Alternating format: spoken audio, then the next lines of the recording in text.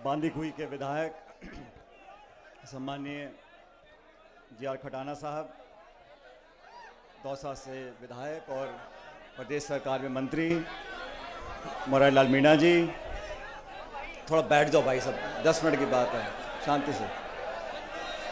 हमारे विधायक और एससी कमीशन के चेयरमैन किरारी लाल बैरवा साहब, वेद प्रकाश सोलंकी जी, राकेश पारिक साहब, पी.आर. मीणा जी, दर्शन सिंह जी पूर्व विधायक, हमारे ज़िले के अध्यक्ष कांग्रेस पार्टी के रामजीलाल ओट साहब, गीता खटाना जी, हमारी पूर्व जिला प्रमुख महोदया, अजय बोरा जी, इंदा बैरवा जी, श्रीमती खूंटला जी, सीता मीणा जी, नरेश मीणा जी, मंच आसीन सभी नेतागण, इस कॉलेज के प्रांगण में इस सभा में मौजूद सभी आदरणीय बुजुर्गों, माताओं, बहनों, नौजवान दोस्तों, हमारी पार्टी के सभी पदाधिकारीगण, युवक कांग्रेस के, महिला कांग्रेस के, सेवा दल के सभी पार्षदगण, सभी पंच सरपंच और आप सब लोग जो आज स्वर्गीय पायलट साहब की मूर्ति के अनावरण के कार्यक्रम में आए हो, मैं आप सबका अभिनंदन करता हूं, धन्यवाद करना चाहता हूं कि आज इस खूबसूरत मूर्ति का हम सब ने मिलकर अनावरण किया। खटाना जी क्या है, बहुत जल्दी घबरा जाते हैं, सही बोल रहा हूं ना मैं? तो मैंने कहा खटाना जी शांति रखो और डरो मत। उन्होंने कहा साहब बारिश हो गई, पानी पड़ गया, देरी हो रही है, तो मैंने कहा चिंता मत करो।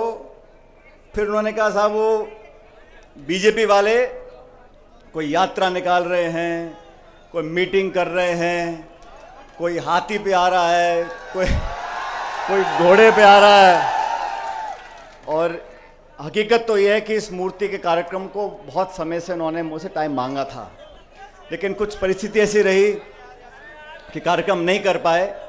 लेकिन फिर वो एक, आप जानते हो पुराने खटाना जी को मैं भी बहुत दिनों से देख रहा हूँ, तो बहुत टेंशन, मन में विचलन, ये हो जाएगा वो हो जाएगा, परिवर्तन यात्रा आ रही है, फलानी पार्टी आ रही है, ये हो रहा है वो हो रहा है। तो मैंने कहा सुनो खटाना जी, 100 सुनार की और 1 लोहार की। मैंने कहा चिंता मत करो, हम सब लोग आएंगे। और ये पुराना बहुत लंबे समय का कार्यक्रम होना था, लेकिन हर चीज का समय होता है। और ये संयोग की बात है कि कल एक जनसभा प्रियंका जी ने करी टोंक में। अब आप जानते हो मैं टोंक जिले से, टोंक का विधायक हूं, लेकिन ये मैं कैसे भूल सकता हूं कि मैं सबसे पहले दौसा का सांसद था। तो कुछ संयोग ऐसा बैठा कि जैसे ही हमारी टोंक की सभा कल खत्म हुई, हमारा आज 11 तारीख का प्रोग्राम था। तो मैं धन्यवाद देना चाहता हूं उन सब लोगों का जिन्होंने इस मूर्ति का निर्माण करने में, इस कार्यक्रम को कामयाब बनाने में एक दूसरे का सहयोग किया। और आप सब जानते हो चुनाव ज़्यादा दूर नहीं है। अभी खटाना जी याद दिला रहे थे 1986 में, मुझे अच्छी तरह याद है, मैं छोटा था उस समय, मेरे ख्याल 8-10 साल का होऊंगा। उस समय पायलट साहब ने इस कॉलेज का जब शिलान्यास किया था, तो टाइम था सुबह का 11-12 बजे का, हम पहुँचे रात के 1 बजे यहाँ पे। उन दिनों सड़कें छोटी थी, एम्बेसडर गाड़ी थी, डीजल की थी, बार बार गर्म हो जाती थी, रुकना पड़ता था। और साथ में आए थे उस समय सांसद थे अमिताभ बच्चन जी। मुझे जब इन्होंने कहा तो एकदम से याद आया कि हम अलवर होते हुए बांदीकुई पहुंचे, लेकिन रास्ते में बहुत जगह रुकते हुए आए और 8-10 घंटे देरी से आए। और उस समय भी लोगों के अंदर बहुत उत्साह था, बहुत जोश था। अब ये देखो खटाना जी, आपकी किस्मत ही ऐसी है, आज बिना अमिताभ बच्चन जी के भी मामला जमा हुआ है ठीक ठाक। क्यों भाई? और ये बात भी सही है कि शिलान्यास पायलट साहब ने किया था, लेकिन आज उनकी मूर्ति का जहां भी होंगे वो देख रहे होंगे कि हम सब ने मिलकर उनका मान सम्मान किया है। और इस मूर्ति की प्रेरणा आने वाली पीढ़ियां हमसे आपसे लेती रहेंगी। ये 36 कौम के लोगों के लिए, समाज के लोगों के लिए, जिले के लिए, जो बच्चे यहाँ पढ़ेंगे उन सब के लिए एक प्रेरणा का स्रोत रहेगा। अब क्योंकि 2.5-3 महीने बाद चुनाव है और मेरे ख्याल 1 महीने में आचार संहिता लग जाएगी। विधानसभा के चुनाव होंगे प्रदेश में, मध्य प्रदेश में हैं, छत्तीसगढ़ में हैं, तेलंगाना में हैं, मिजोरम में हैं, और आप सब लोगों को निर्णय करना है कि किन लोगों को चुनकर हमने विधानसभा में भेजना है। और मुझे कहने में कोई संकोच नहीं है कि आपके विधायक खटाना जी ने जो दिन रात इस बांदीकुई विधानसभा क्षेत्र में संपर्क किया है, हफ्ते में 6-6, 7-7 दिन घूम घूम कर गांव ढाणी में एक दूसरे से लोगों को जोड़ा है और बिना भेदभाव के, बिना पक्षपात के लोगों को विकास का रास्ता दिखाया है। क्योंकि साथियों, जब पहला चुनाव यहां से कांग्रेस पार्टी ने लड़ाया था खटाना जी को, अपन कामयाब नहीं हो सके थे, लेकिन उसके बावजूद भी संगठन के माध्यम से लगातार इस क्षेत्र की सेवा करी, और जब आपने जिताकर भेजा तो विकास में, संपर्क में, प्यार में, मोहब्बत में, भाईचारे में, जोड़ने में, बिना भेदभाव के विकास कराने में इन्होंने कोई कमी छोड़ी नहीं है। इसलिए आप लोगों को तय करना है, और आपसे मतलब नौजवानों से, 36 कौम के लोगों से, सब लोगों से।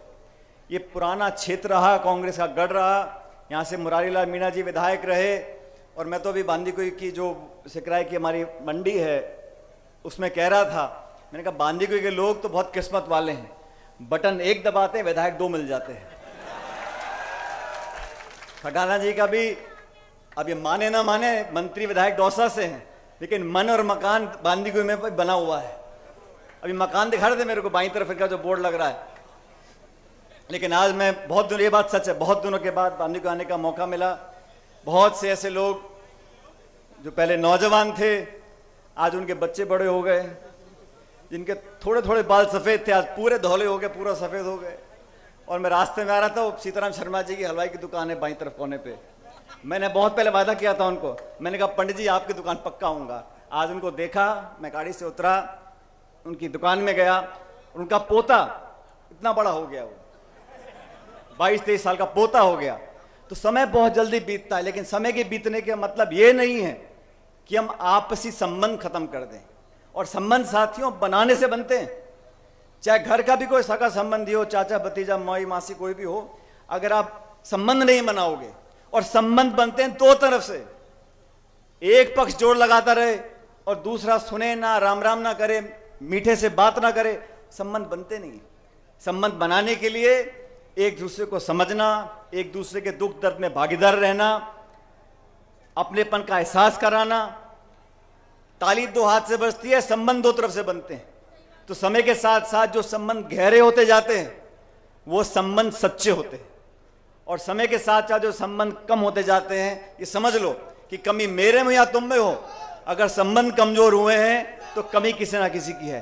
लेकिन मुझे फक्र है, मुझे गर्व है, मुझे अभिमान है कि हम लोगों का संबंध इस क्षेत्र से, इस तहसील से, जिले से जितना पहले था, भगवान की कृपा है, आज पहले से ज्यादा हो गया है। और ये सब, इसका श्रेय मैं आप लोगों को देना चाहता हूं, क्योंकि मैं भी भागदौड़ में लगा रहता हूं। आप जानते हो, मैंने इस कार्यक्रम का आयोजित किया, इसका उद्देश्य सिर्फ मूर्ति की स्थापना करना नहीं था।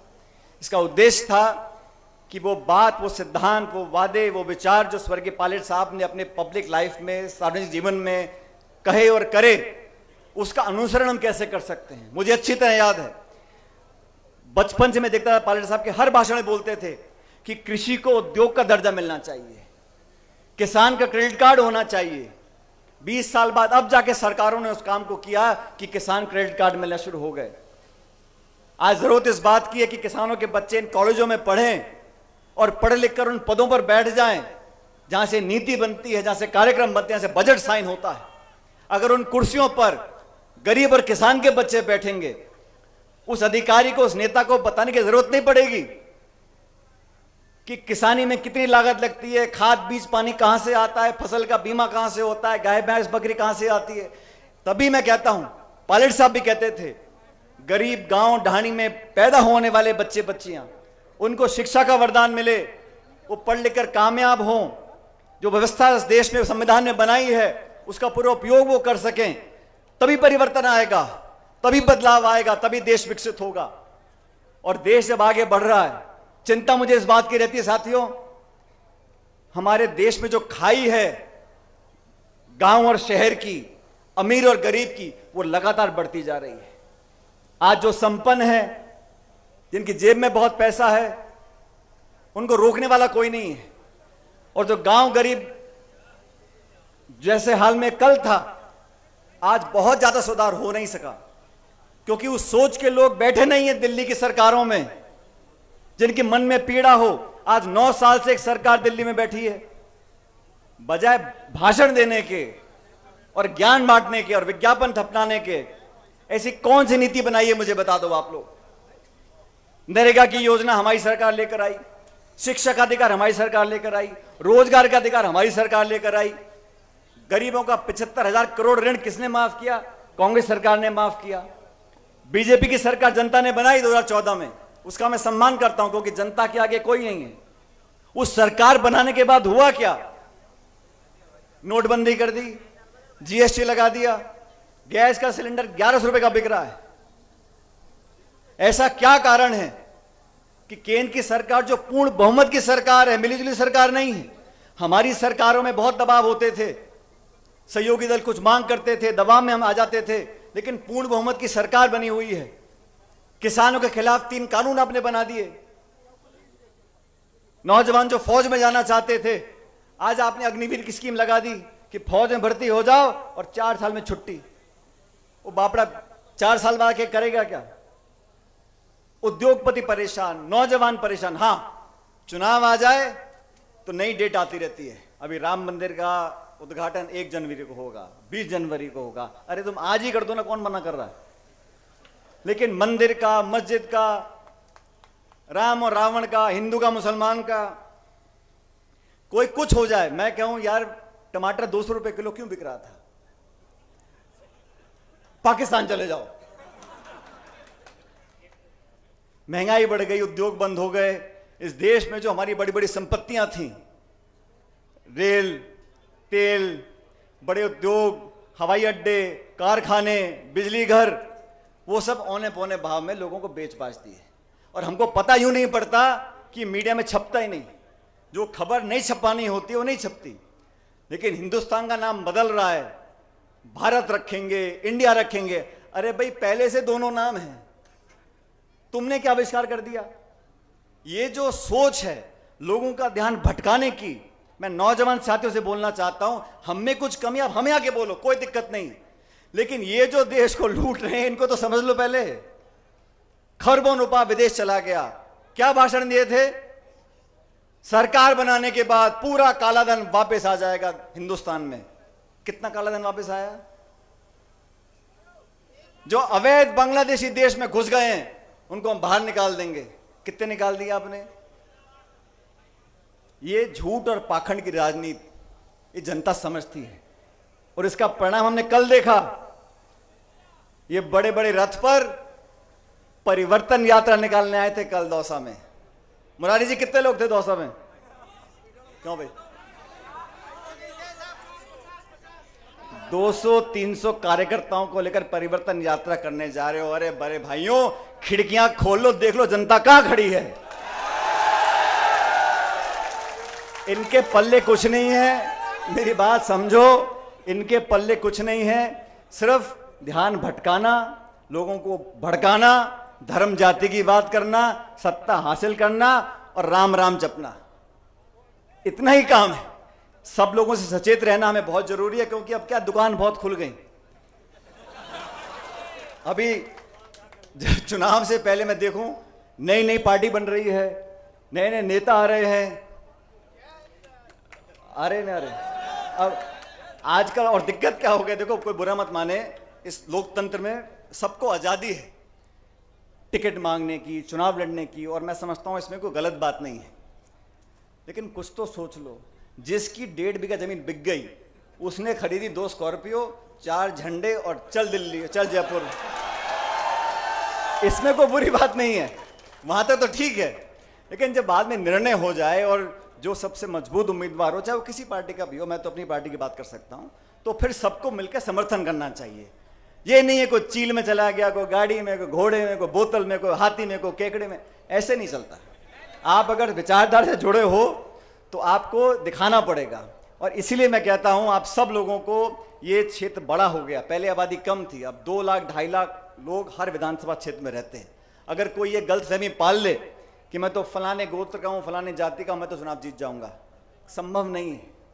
जब तक सबका मन नहीं जीतोगे, और काम से दिखाना पड़ेगा आपको कि आपके जहन में पक्षपात नहीं है, आपको जिसने वोट नहीं भी दिया उसका भी सेवक बनकर आप काम करोगे, तभी लोगों के मन में बसते हो। पर नेता तो बहुत हुए, मंत्री बहुत हुए, मुख्यमंत्री बहुत हुए, लेकिन नेता वो बनता है जो लोगों के दिल में राज कर सकता है और लोगों के दिमाग में, लोगों के दिल में, लोगों के जहन में एक छाप छोड़ने के लिए बहुत मेहनत करनी पड़ती है, बहुत त्याग तपस्या करनी पड़ती है। और मैं शुरू में कहा था, अपनेपन का एहसास कराना पड़ता है। मुझे पूरा विश्वास है आप सब लोग, अभी वेद प्रकाश जी भाषण दे रहे थे, और वेद प्रकाश जी का क्या है, ये जो बोलते हैं तो बहुत आगे का सोच के बोलते हैं, लेकिन मैं ये जानता हूं कि जिन लोगों को जनता ने चुनकर भेजा उन सब ने मेहनत से काम करा है। और खटाना जी ने बांदीकुई के विकास में, ये इस बात को आप भी जानते हो, जितना पहले नहीं हो सका था उससे ज्यादा काम इस बांदीकुई में करा के दिखाया है। इसलिए अब आप सब लोगों से मैं निवेदन कर रहा हूं, 2-1 महीने का समय रह गया, अब मैं खटाना जी को बोल दूं कि टेंशन मत करो। बोल सकता हूं क्या? आप सब के सब दोनों हाथ खड़े करके बताओ कि बोलो टेंशन करने का नहीं है। खटाना जी अभी टेंशन करने का नहीं है, खुल के काम करो 2 महीने और फिर जनता जिता के कांग्रेस पार्टी को भेजेगी यहां से। मैं आप सब लोगों का धन्यवाद करना चाहता हूं। मेरे साथ जोरदार नारा लगाना है कांग्रेस पार्टी का, कांग्रेस पार्टी, और जोर से कांग्रेस पार्टी, और ये वाला नारा दिल्ली जयपुर तक जाएगा, कांग्रेस पार्टी। बहुत बहुत धन्यवाद। राम राम साहब।